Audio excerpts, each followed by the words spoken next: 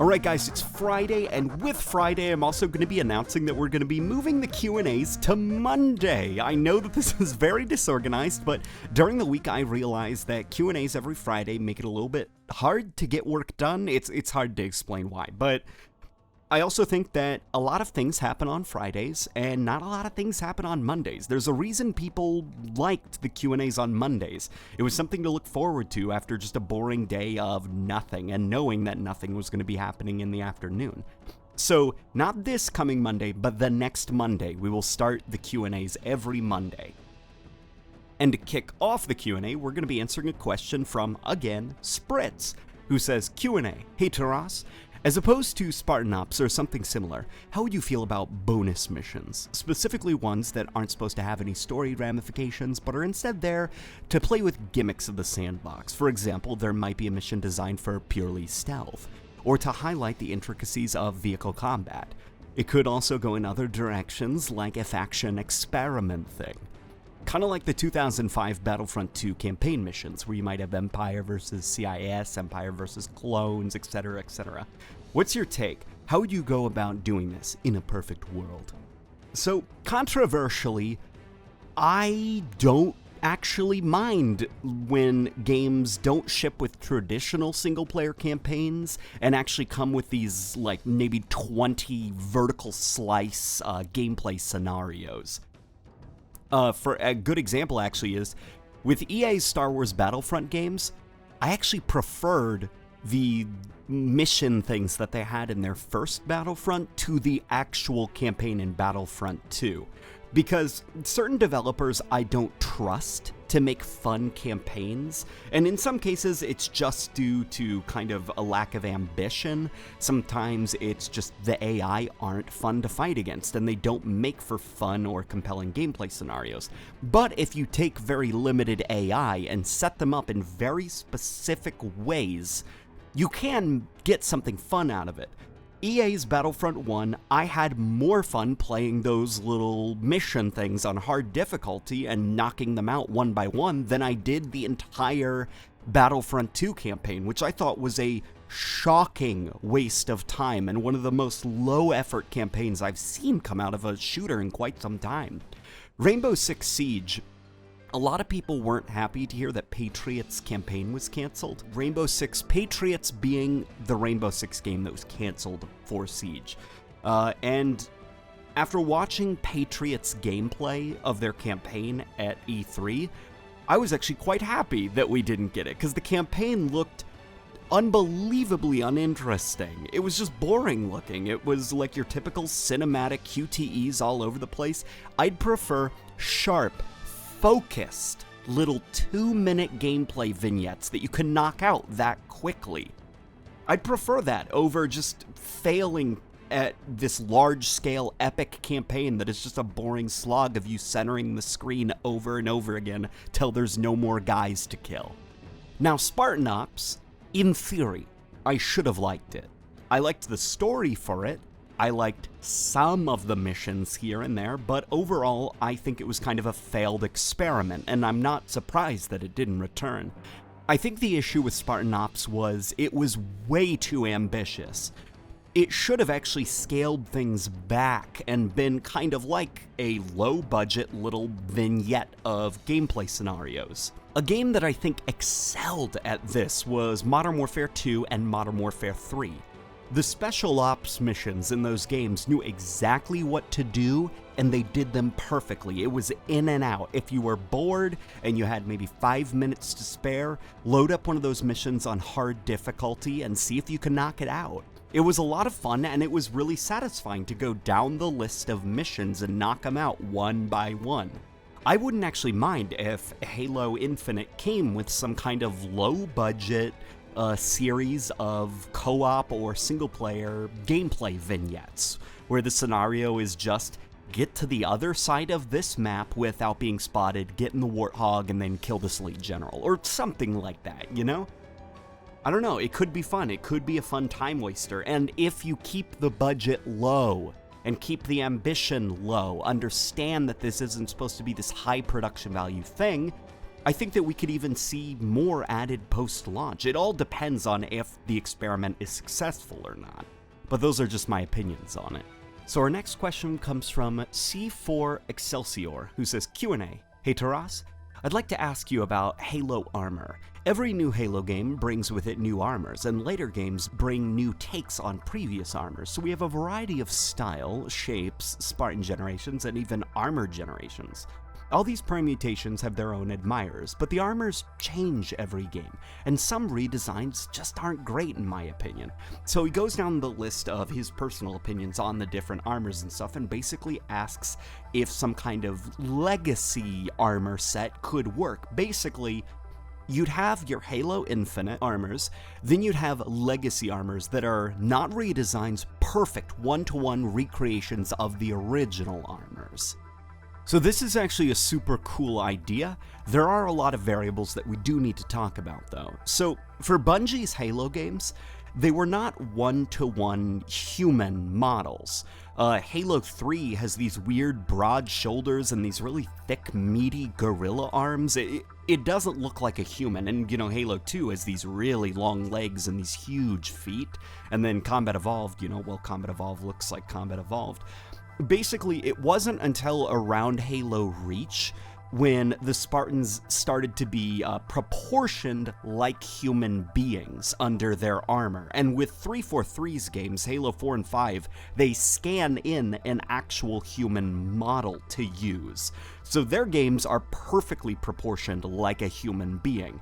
So the problem with taking an old armor from, say, Halo 3 and then slapping it on a model that is an actual human being, it'll look weird. It'll look kind of wonky.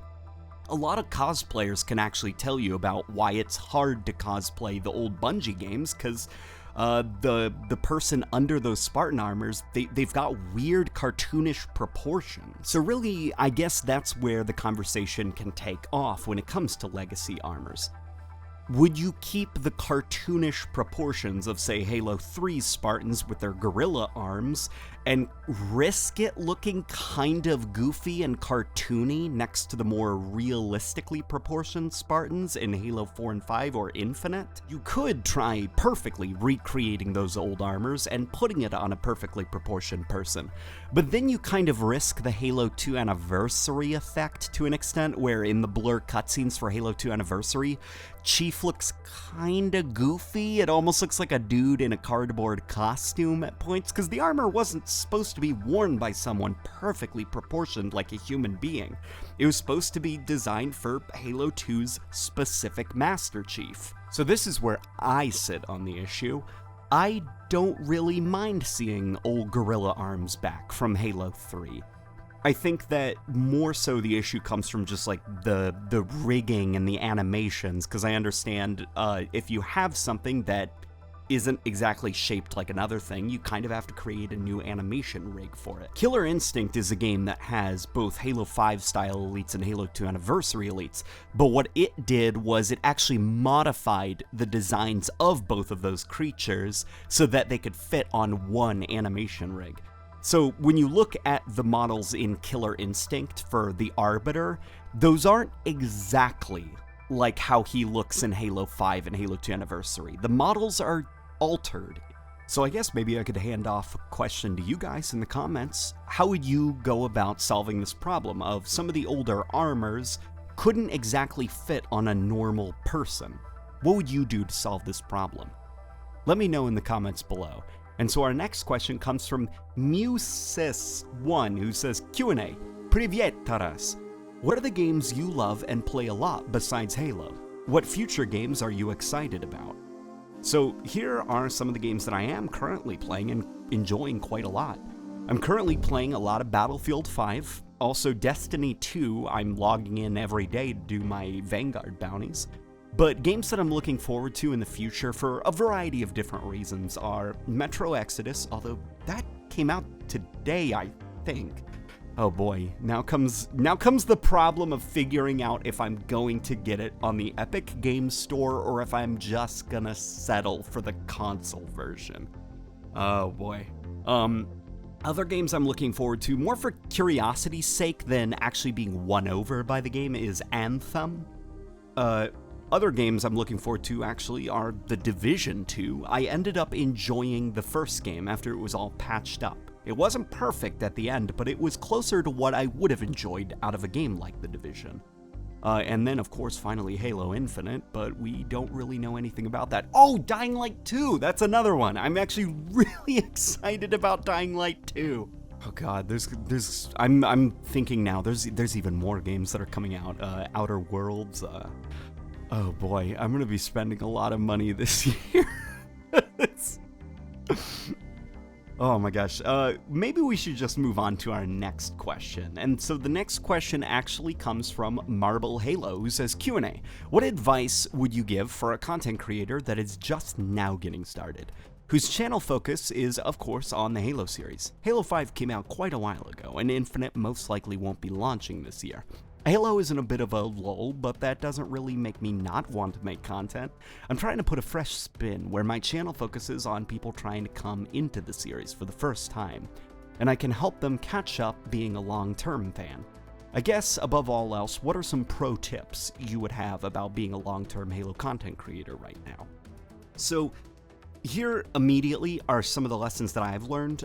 You want to be thinking long-term. So certain things like introducing new people to the Halo series, that is very limited in the long run, because once you do the videos explaining here's what the Forerunners are, here's what the Flood are, ba-da-da-da-da, then you're done. Where do you take your channel from there?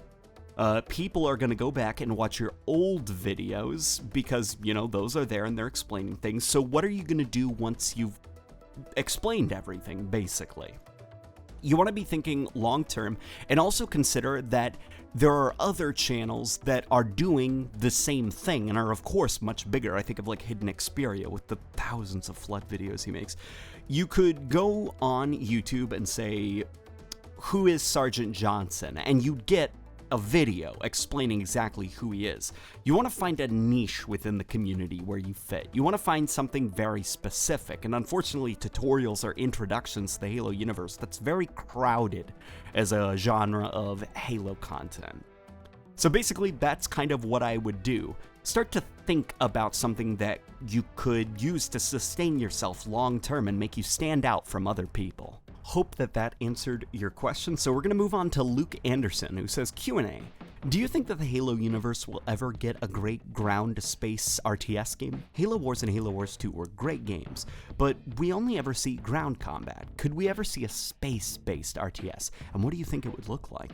I know I might be asking for a lot, especially since Halo Wars 2 didn't make a lot of money in the big picture, but could we see something as awesome as a Halo-themed Empire at War? Love the vids, keep up the great work.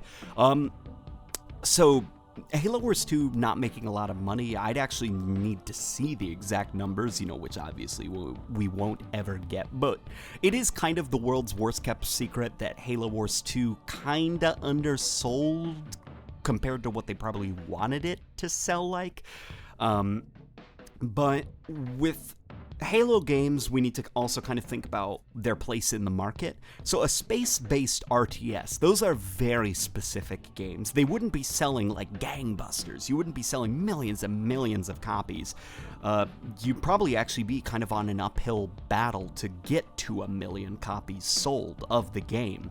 And I think that's why 343 turned down that pitch for the space-based Halo RTS game a while ago, a proposal for a Halo Wars 3 by the Sins of the Prophets guys.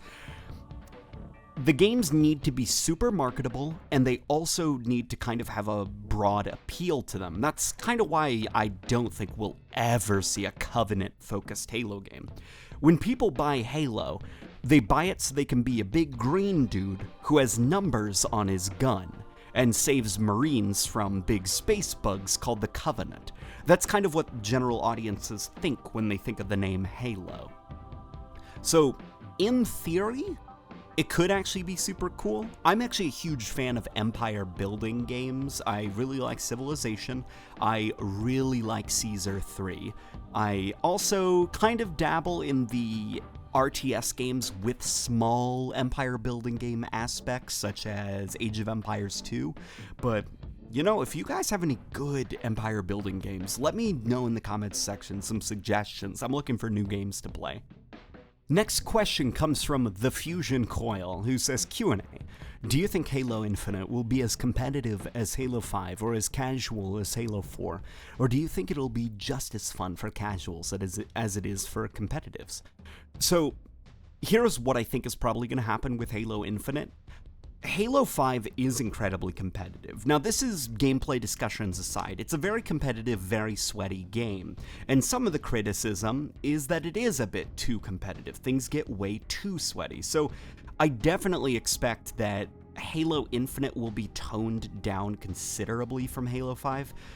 I don't, sadly, think they're going to be ditching the kind of Call of Duty-esque gameplay, but I do think they're going to be making alterations to make it a little bit more chill of an experience, so that you can just enjoy the game without your palms sweating up and nearly having an aneurysm from stress. That's just how I feel. Whatever the gameplay details are is kind of, we don't know, but I do expect it to be way more casual than Halo 5 was, way more approachable. So the final question comes from Solid Pandemonium, who says, Q&A, I saw a video by Luke the Notable that said Halo 5's marketing would be the events after Halo 5. What if Halo Infinite has a campaign that has inspiration from Halo 5's marketing?